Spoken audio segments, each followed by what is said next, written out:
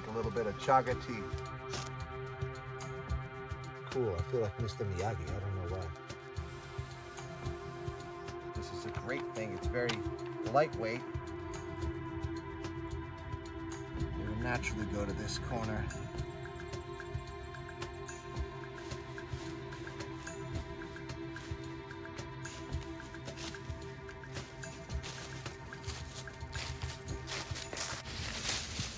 Thank you guys for watching Boss Survival. I'm gonna be quick. I'm not using any tools, and I'm gonna pretend that I'm a hiker. I got stuck in the wilderness and I need to build a shelter fast because the sun goes down at 4:30. It's cold. All I have is a flint striker. So I'll be able to get a fire later. However, without a shelter, I'd be in big trouble in the northeast region around this time because it gets very cold.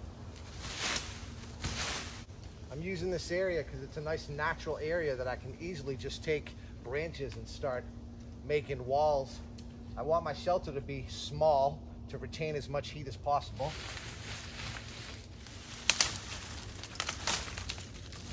So in a situation like this, looks has absolutely nothing to do with your situation.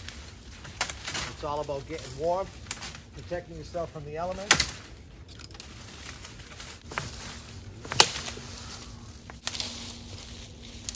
Now, because the sun is going down quickly, I'm starting to go kind of fast. I have to slow down because that's how you end up hurting yourself, getting stabbed in the eye with the branch.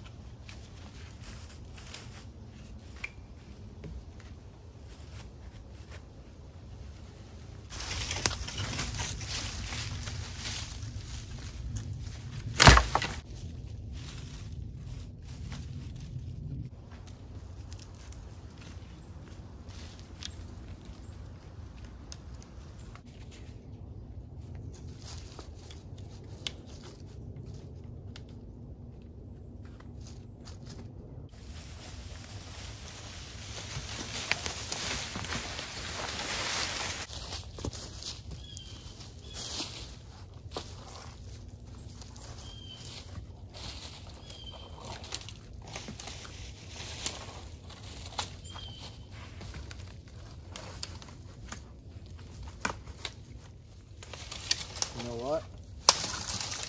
This piece will serve me better if I actually break it down.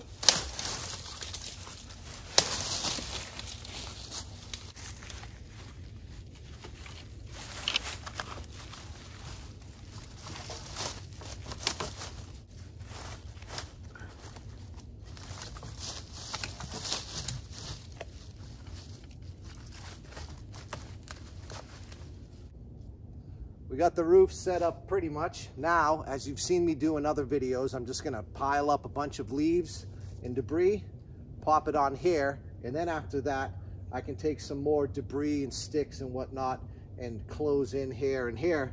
But as you see,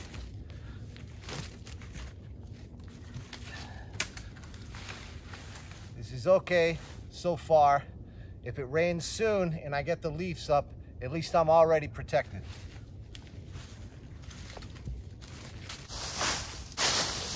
So this is pretty much caveman stuff, guys. But a lot of people have been in situations where they just didn't take that little extra time to learn how to make a shelter. They panicked, and then they ended up dying from hypothermia because they couldn't think of making a quick, just simple, easy shelter.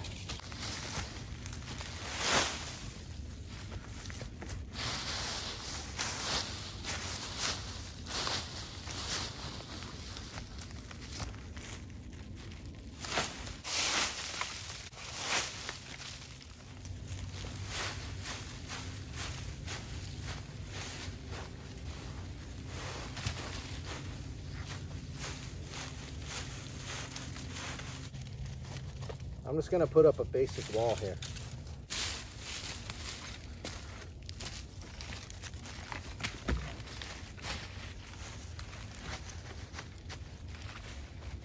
So this isn't a hard thing to do, but what you definitely need in a situation if you were gonna build a shelter is time. Sun's gonna go down. You do not wanna be stumbling around in the dark.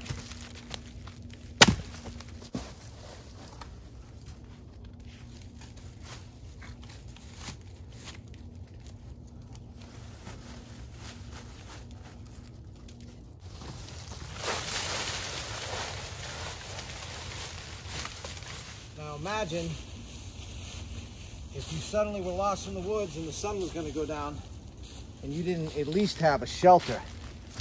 This would help you out, especially if you had no fire. Luckily, I brought my ferro rod, which is just something so key. If you're a person who goes in the wilderness, you got to have a ferro rod on you.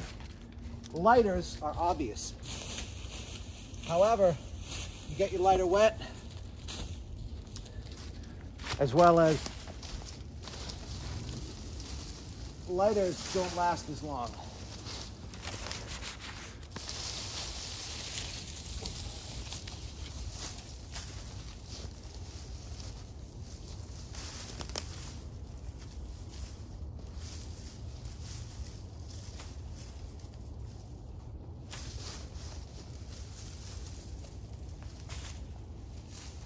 This is just gonna assist if it rains, but you really gotta gather a lot for it to be extremely effective.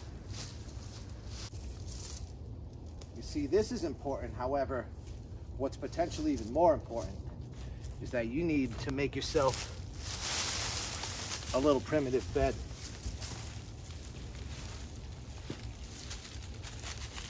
So this is helpful for two different things. You can pile a bunch onto your roof. It'll help out with the rain and with warmth, but you always want to keep yourself off the ground. You've heard me say it many times in videos, and the quickest way to have a nice little primitive bed is just collecting a bunch of this.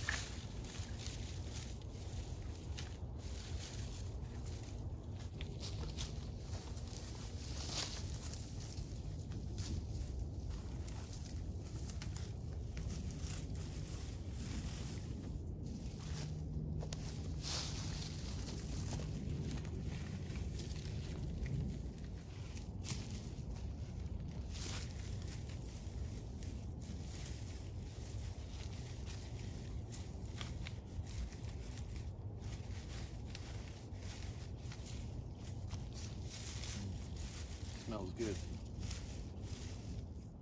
Okay, so if I knew I was going to be here for longer, I would make a bigger shelter and probably build an A-frame style, make another roof.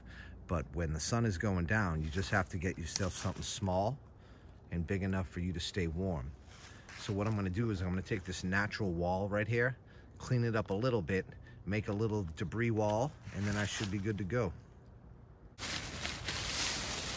You got to go basic when it comes to time. So a nice little simple prehistoric looking little wall.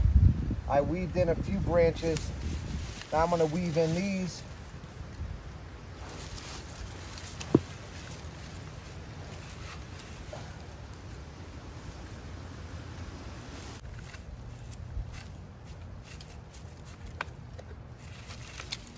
This shelter is small, but it'll retain heat better, and it would help a person survive as opposed to a nice large shelter.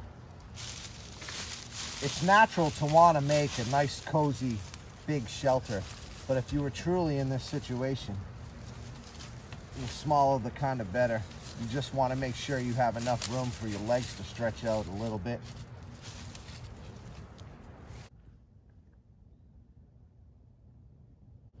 All right, so I got this primitive wall up nice and quick. You want your shelter to be small because you want to be able to retain your heat efficiently. If you were here long term, of course, you'd make a bigger shelter, but this is what you need to protect yourself from the elements, the rain and the snow. But again, it's so crucial to have a lighter or a ferro rod because, yeah, you could survive with the shelter, but imagine the difference of having a fire, being warm. Psychologically, it would help you out. It would be way better than having to survive overnight in the wilderness just under a shelter. But I'm happy the way this turned out. Feels all right. Now I'm gonna get a fire going.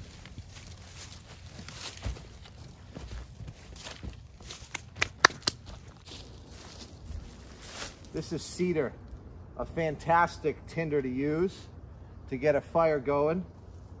You can see how it looks hairy. Luckily, I have my jacket on me, but now imagine if you didn't have your jacket. Many times it's the fall time, you're taking a hike with your friends, and you're just wearing a long sleeve because it's nice during the day, but then suddenly at nighttime, it starts getting cold. That's why lighter and ferro rod, extra key.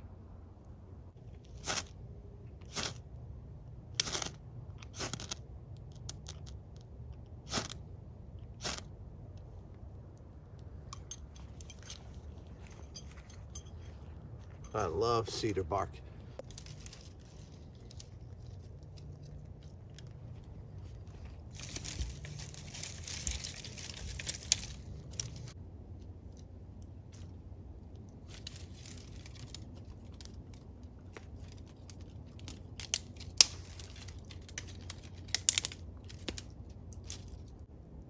So I'm gonna hang out at the fire a little bit, do some thinking. I got this a little offset because I don't want to burn anything down. But fire, man, it's so crucial.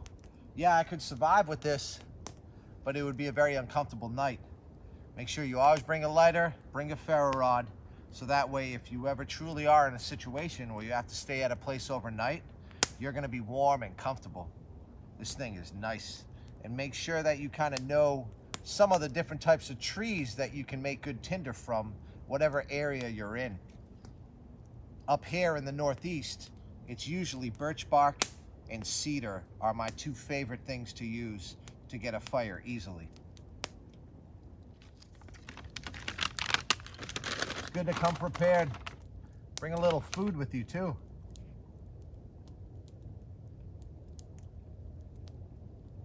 There have been so many situations that we've read about or seen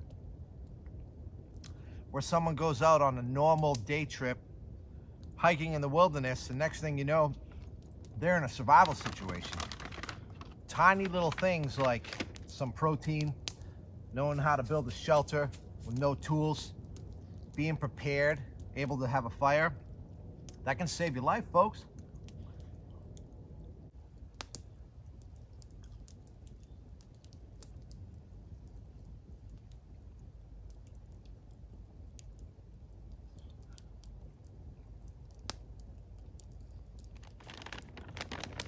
Imagine what it was like for the first people that discovered fire, that were able to make fire and experience the warmth, the safety. And imagine the first people ever that took meat and cooked it. I wonder if it was by accident or if they, humans are curious creatures. Man, imagine that. I wish that I had one of those Back to the Future DeLoreans. Thank you guys for watching Bob's Survival. Make sure you like and subscribe. I'm gonna hang out at the fire, do a little thinking, and I look forward to the next episode. Ooh.